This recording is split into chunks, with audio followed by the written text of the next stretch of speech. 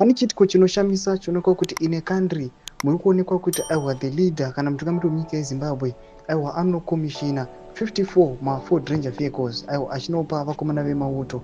Munoonekwa aiwa vana Wikino Chivhayo, vakomana vanozikamwa kuti aiwa ndiwo matendapreneur, ndo vanhu vari kuluta mastate resources.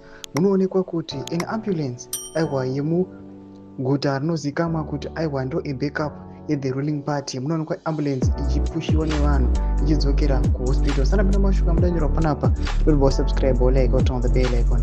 Tipinda panapa muCrime Watch Zimbabwe, vakomana vanoposta this video ramuri kuona iro aiwa rakuradza rakarekodwa nevanhu veTeu Zimbabwe. Vamudanyora vachiti early in Zimbabwe, a Masvingo City Council ambulance being pushed on its way back from Masvingo Provincial Hospital, highlighting the critical state of emergency services in the city.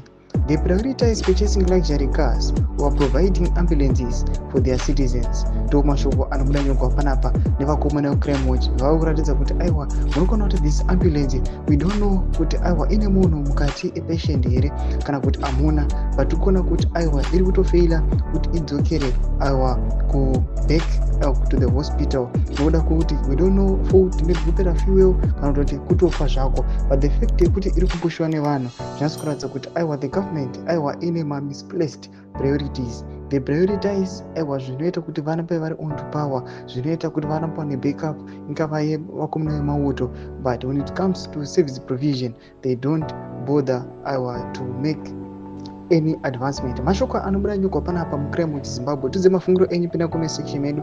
Aiwa musaona subscribe or like, watch on the bell icon.